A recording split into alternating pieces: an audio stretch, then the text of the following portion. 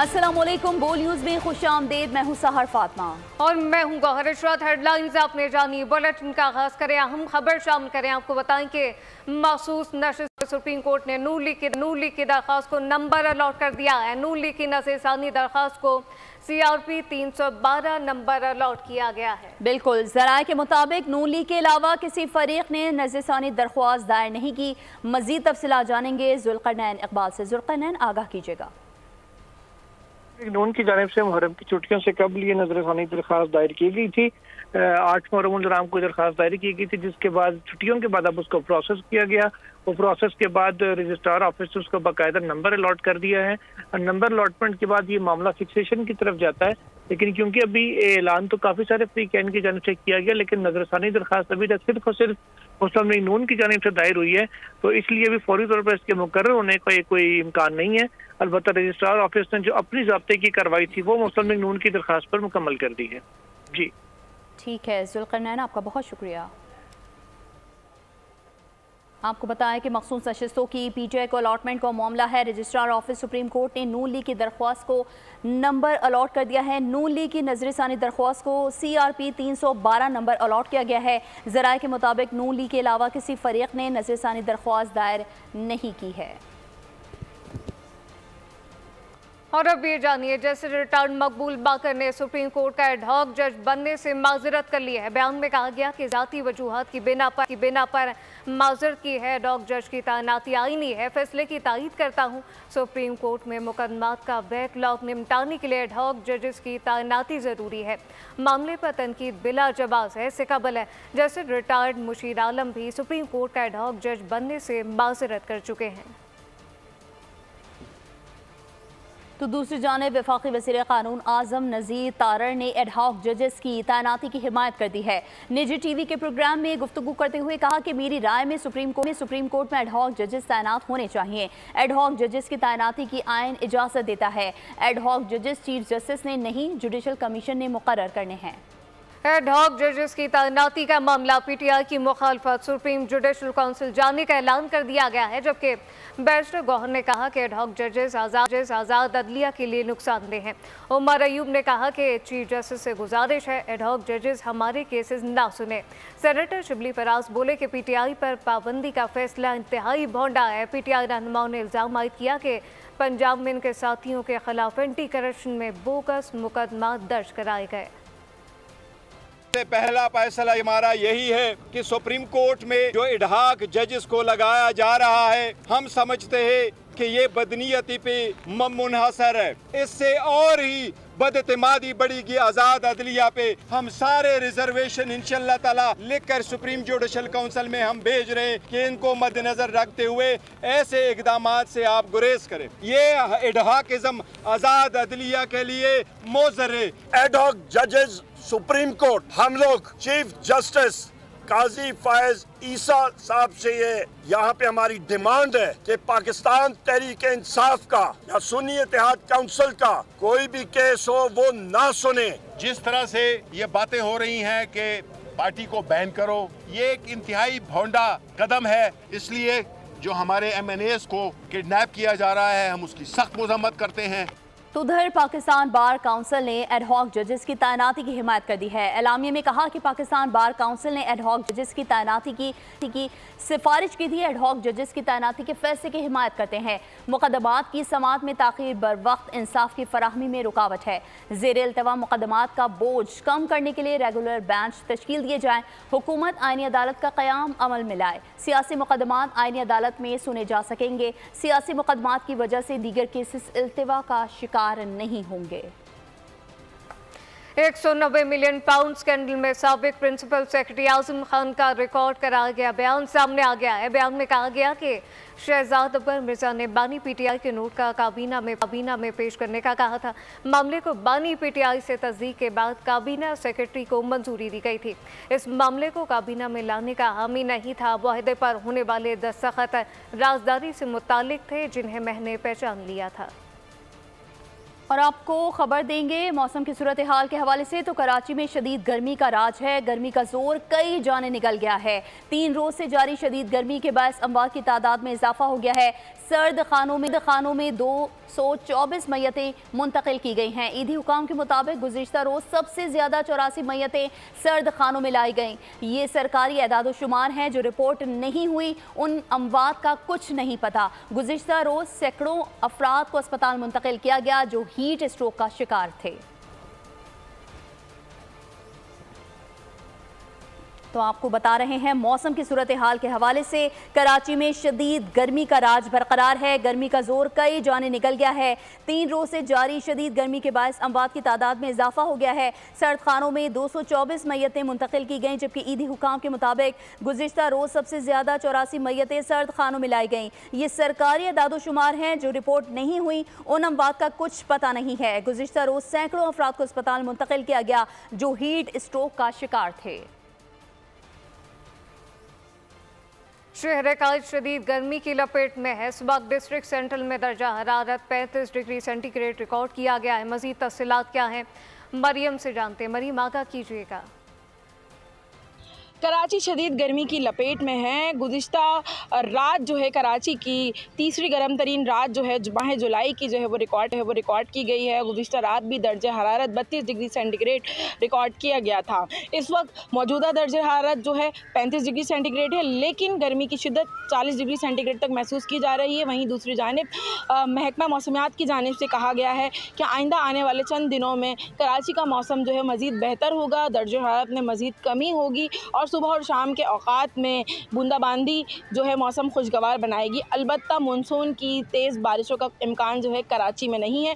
अलबत्ता अंदरून सिंध समेत कराची के मज़ाफ़ात में गरज चमक के साथ बारिश का इम्कान 21 जुलाई तक मौजूद है।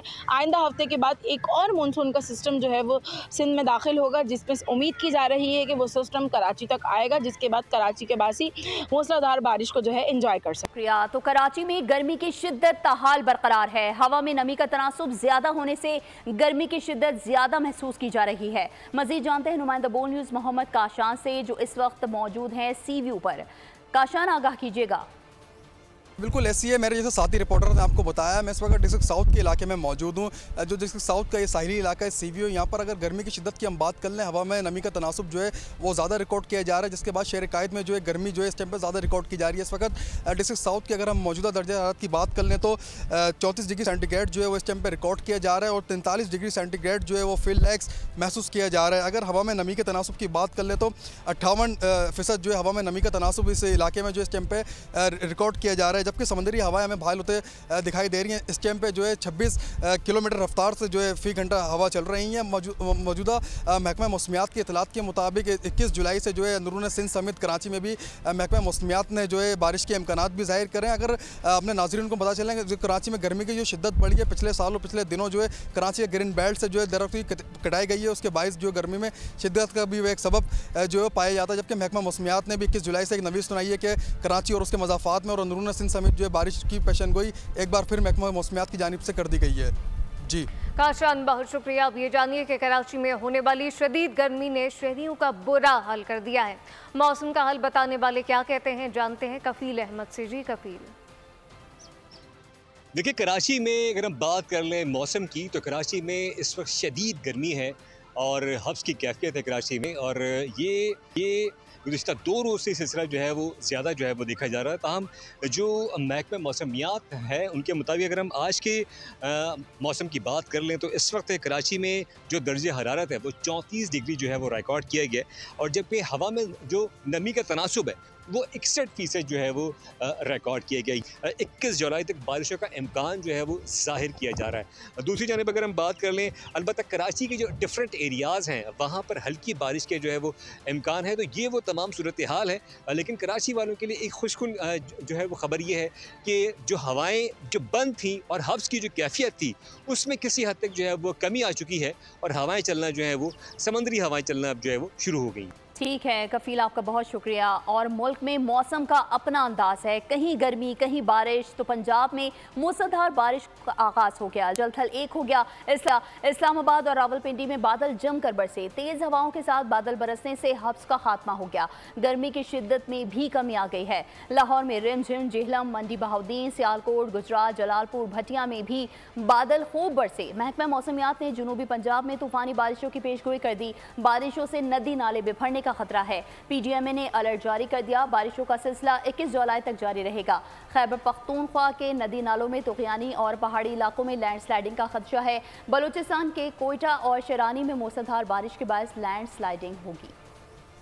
और अब आपको बताएं कि वज़ीर-ए-आज़म के मुशीर राना सनाउल्लाह ने कहा कि मखसूस नशिस्तों के मामले पर अदालत में अपना मौक़िफ़ पेश करेंगे। अगर मखसूस नशिस्तें हमें मिल सकती हैं तो आईनी तौर पर कोशिश की जाएगी। एडॉक जजेस रखने का बाकायदा आईन में जिक्र है। अगर ये ठीक नहीं तो आईन में क्यों है? किसी के पसंद या नापसंद पर आईनी चीज़ को रोका नहीं जा सकता।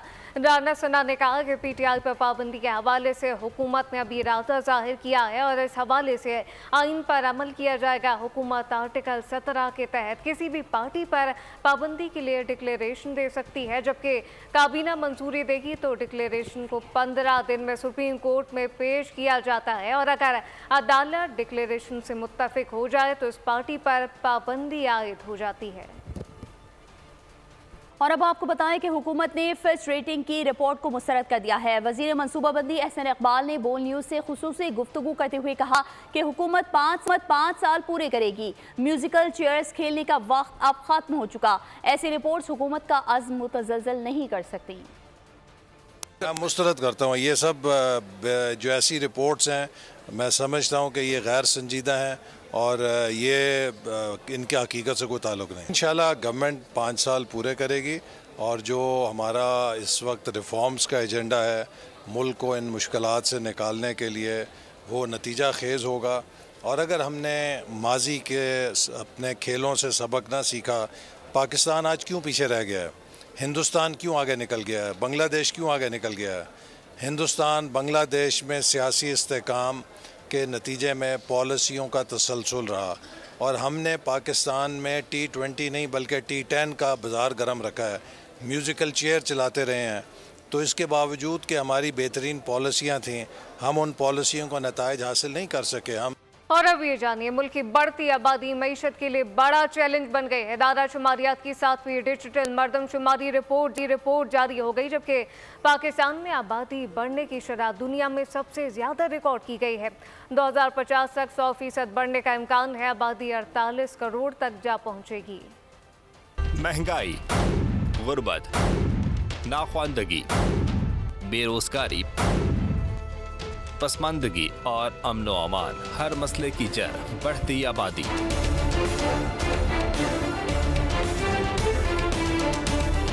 पाकिस्तान के लिए खतरे की घंटी बज गई।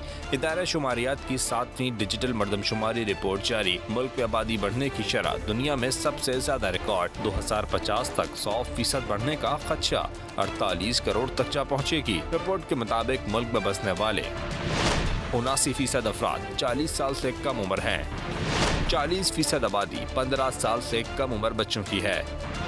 15 से 29 साल की उम्र वाले 26% हैं। मुल्क में 30% अफराद के कवारे होने का इंकशाफ। शादीशुदा अफराद की शरह 66% है। 5 से 16 साल तक के 2,53,70,000 बच्चे स्कूलों से बाहर हैं। पंजाब में 96 लाख और सिंध में 78 लाख बच्चे तालीम से महरूम। केपी में 49 लाख और बलूचिस्तान में 50 लाख से ज़ायद बच्चे स्कूल जाने से कासिर हैं। आगे बढ़ें और आपको बताएं कि गुलिस्तान सोसाइटी मेमनगोट में बच्चों की गटर में गिरकर जाँ बहक होने की जिम्मेदारी कौन लेगा? डिप्टी मेयर कराची सलमान अब्दुल्ला मुराद ने दावा कर दिया कि बच्चे गटर में नहीं कुएं में गिरे हैं। इलाका मकीनों का कहना है कि यूसी सलमान अब्दुल्ला मुराद की है। कई बरसों से सीवरेज का काम ही नहीं हुआ। अमीर जमात इस्लामी कराची कहते हैं कि सरकार ही गायब है। गुलिस्तान सोसाइटी मेमनकोट, गटर में बच्चों के गिरने का मामला, जिम्मेदारी कौन लेगा? गुलिस्तान सोसाइटी में सीवरेज का निजाम तबाहाली से दो चार है। गटर पर ढक्कन मौजूद ही नहीं, टीन की चादरें रखी गई हैं। डिप्टी मेयर कराची सलमान मुराद ने दावा किया है कि बच्चे गटर में गिरकर जाँ बहक नहीं हुए। एक शख्स ने कुआं खोद रखा था जिस पर ढक्कन नहीं लगाया गया। कार्रवाई के अहकामात दे दिए हैं। इलाका मकीनों का कहना है कि Gulistan society UC deputy mayor Salman Abdullah Murad की है। कई बरसों बाद भी यहाँ सीवरेज और सड़कें तामीर नहीं की गयी। ढकने के ऊपर 5 बच्चे खड़े थे, सभी पी रहे थे। अचानक से गटर का ढकना टूट गया और 5 बच्चे अंदर चले गए। छलांग लगाई गटर के अंदर, तकरीबन 15 फीट पानी था, जिसमें से एक बच्चे को मैंने निकाला। अमीर जमात इस्लामी कराची मनम जफर खान ने कहा है कि बच्चे डूब गए लेकिन कोई सरकार मौजूद नहीं थी। लोगों ने अपनी मदद के तहत बच्चों को निकाला। ये तो हमारे हुक्मरानों की जिम्मेदारी बनती है। ये यूसी जो है वो जो डिप्टी मेयर साहब हैं सलमान मुराद साहब, उनकी यूसी है। और अलमिया ये है कि यहाँ 8 महीने 10 महीने पहले इलेक्शन से पहले यहाँ पाइप डाल के चले गए और यहाँ लोगों ने अपनी मदद के तहत ये गटर बनाए हुए हैं। गुज़िश्ता रोज इस इलाके में गटर में 5 बच्चे गिर गए थे, जिसमें से 2 जाँ बहक और 3 बच्चे बच गए थे। एबटाबाद में दिल खराश वाकया, घरेलू नाचाकी पर संगदिल मां ने 3 बच्चों के गले पर छुरी फेर दी और खुद को जख्मी कर लिया। एक बच्चा जाँ बहक जबकि दो शदीद जख्मी हो गए। जख्मी बच्चे तशवीशनाक हालत में अयूब मेडिकल कॉम्प्लेक्स में जेर इलाज है। पुलिस के मुताबिक वाकया थाना नौशहरा मोहल्ला मूसाजई में पेश आया है। पुलिस ने खातून को हिरासत में लेकर अस्पताल मुंतकिल कर दिया गया। वाक़े की तहकीकात जारी है। तो उधर भावलपुर में इस्लामिया यूनिवर्सिटी में गैस लीकेज के बाद जोरदार धमाका हुआ। धमाका बगदाद कैंपस चोलिस्तान डिपार्टमेंट की बिल्डिंग के अंदर हुआ। धमाके से 6 अफराद शदीद जख्मी हो गए, जबकि डिपार्टमेंट की इमारत जमी बोझ है। रेस्क्यू टीम के मुताबिक वाक़या इमारत में लीकेज के बायस गैस भर जाने के बायस पेश आया। हैदराबाद में पीने के पानी में नागलेरिया की मौजूदगी ने खतरे की घंटी बजा दी है। पानी दरियाई नहरों से बगैर फिल्टर क्लोरीन सप्लाई करने का इंकशाफ हुआ है।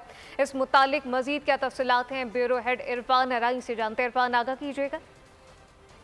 जी बिल्कुल, हैदराबाद में पीने के पानी में निगलेरिया वायरस की जो है वो मौजूदगी की इतला है, जिसमें लेटर लिखा गया है महकमा हेल्थ की जानिब से वासा के एमडी को ये बताया गया है कि निगलेरिया जो है वो पाया गया है हैदराबाद में सप्लाई किए जाने वाले पानी में, जिसमें एक पेशेंट जो है निजी अस्पताल में कराची में रिपोर्ट हुए, जिसके बाद पब्लिक हेल्थ का जो इशू है ये जनरेट हुआ है और फौरी तौर पर क्लोरीन जो है वो पानी में मिलाई जाए और क्लोरीन मिलाने में इजाफा किया जाए ताकि जो शहरियों को पानी मुहैया किया जा रहा है उसमें निगलेरिया जो है उसे खत्म किया जा सके और अमेबा जो कि इंसानी जिस्म में दिमाग की सोजिश और दीगर दिमागी अमराज पैदा करता है और उससे अमवात होती हैं, तो इस पर संजीदगी से तवज्जो देने के लिए जो है वो बाकायदा लेटर लिखा गया है और वासा से कहा गया है कि इस पर अमल किया जाता है। वासा की जानिब से भी फिलहाल किसी किस्म का कोई इकदाम नजर नहीं आया। वासा ऑफिशियल से जो हमने राब्ते की कोशिश की तो उनका कहना लाइलमी का उन्होंने इजहार किया इस मामले पर, और ये जो लेटर है बोल न्यूज की स्क्रीन पर अगर आप देख सकते हैं तो ये वो मामला है जो हैदराबाद शहर में पीने का पानी सीवरेज की लाइनों के जरिए जो है वो सप्लाई किया जा रहा है। सीवरेज का पानी नहरों में गिराया जा रहा है, दरियाओं में गिराया जा रहा है। इस हवाले से वाटर कमीशन सुप्रीम कोर्ट की भी रिपोर्ट्स थी जिसमें बेहतर करने के लिए हिदायत दी गई थी, मगर वासा मुसलसल शहरियों को वो पानी मुहैया कर रहा है जो कि उनकी जिंदगियों के लिए खतरनाक है। ताहम इस वक्त महकमा हेल्थ डायरेक्टर जनरल ऑफिस की जानिब से ये लेटर लिखा गया है जिसमें कहा गया है कि फौरी तौर पर वासा क्लोरीन जो है उसका इस्तेमाल बढ़ाए और पीने का साफ पानी शहरियों को मुहैया करे ताकि इस वायरस को मजीद बढ़ने से रोका जा सके और निगलेरिया जो है इस के मामले पर संजीदगी से अमल किया जाए। जी, वासा की जानिब से आदम तवज्जो का इजहार किया गया है। इरफान अराइम, बहुत शुक्रिया। आगे बढ़ें और गजा की सूरत हाल की बात करें तो इसराइल के गजा पर हमले जारी हैं। कल से अब तक दर्जनों फलस्तीनी शहीद हो गए। इसराइल ने गजा में कई स्कूल्स को भी निशाना बना डाला। 7 अक्टूबर से अब तक 38,800 के करीब फलस्तीनी शहीद जबकि 90,000 के करीब जख्मी हो चुके हैं। गजा में खून का खेल अब बंद किया जाना चाहिए, यूरोपियन यूनियन चीफ ने मुतालबा कर दिया। बैनुल-अक़वामी मंजरनामे से खबर शामिल करें। आपको बताएं कि अमरीकी सदर जो बाइडन को एक बार फिर कोरोना हो गया है। लॉस वेगस में इंतखाबी मुहिम के दौरान कोविड टेस्ट मुस्बत आ गया। अमरीकी सदर ने तमाम सियासी सरगर्मियां मुअत्तल कर दी हैं। बाइडन ने तिब्बी मसाइल होने पर सदारती दौर से दस्तबरदारी का इंदिया दे दिया, जबकि अमरीकी सदर ने पार्टी रहनुमा की बढ़ती मुखालफत के बायस नामजदगी मुलतवी कर दी है। सेनेट में डेमोक्रेटिक लीडर ने भी बाइडन से सदारती दौर से दस्तबरदारी का मुतालबा कर दिया। 2/3 डेमोक्रेट बाइडन को सदारती उम्मीदवार नहीं बनाना चाहते, जबकि अगर सदर बाइडन दस्तबरदार हुए तो इस वक्त आपको बताएं कि कमाला हैरिस सदारती उम्मीदवार हो सकती हैं। कैलिफोर्निया के गवर्नेंस सिस्टम का भी सदारती उम्मीदवार बनने का इम्कान है। सदर मुमलिकत आसिफ अली जरदारी और वज़ीर आज़म शहबाज शरीफ ने जो बाइडन की जल्द सेहतियाबी के लिए नेक ख्वाहिशात का इज़हार किया है। खबर शामिल करेंगे खेल के मैदान से, जहां पाकिस्तान और भारत की क्रिकेट टीम में विमेन एशिया कप के मैच में कल दम्बोला में मद्दे मुकाबल होंगी। मैच पाकिस्तानी वक्त के मुताबिक शाम 6:30 पर शुरू होगा। पाकिस्तान टीम की कप्तान निदा डार का कहना है कि भारत के खिलाफ मैच का सब खिलाड़ियों को शिद्दत से इंतजार है, हरीफ को मैदान में टफ टाइम देंगे। बड़ी अच्छी रही है, हमारे 2 टाइम प्रैक्टिस होती रही है वहाँ पे, और प्रैक्टिस मैचेस हमने खेले हैं। बड़े ज़बरदस्त किस्म के लड़कियों की इंटेंशंस देखी है वहाँ पे, कॉम्बिनेशन बड़ा अच्छा बना हुआ है। मुझे बहुत ज़बरदस्त लग रहा है कि इंशाल्लाह ताला ये वाला जो टूर्नामेंट है इंशाल्लाह हम अच्छा विन करेंगे। पहला मैच हमारा इंडिया से डेफिनेटली वो विन करना है, लेकिन हमारे लिए बाकी मैचेस भी वैसे ही इंपॉर्टेंट है। जो एम हमारा है वो है एशिया कप की ट्रॉफी, इंशाल्लाह ताला वो ज़रूर जीतेंगे। खेल के मैदान से पाकिस्तान के लिए अच्छी खबर सामने आ गई है। पाकिस्तान के अरहम बिन फारूक ने शारजा में होने वाले TTC open international table tennis tournament में गोल्ड मेडल हासिल कर लिया। अरहम बिन फारूक ने अंडर 21 कैटेगरी में भारत के आशिक को 3-1 से ज़ीर करके तलाई का तमगा जीता है। अरहम बिन फारूक ने ओपन कैटेगरी में कांसी का तमगा भी हासिल किया। इसके साथ ही बोल न्यूज़ से फिलहाल इतना ही। मज़ीद खबरों और अपडेट्स के लिए विजिट कीजिए हमारी वेबसाइट bolnews.com। आप देखते रहिए बोल न्यूज़।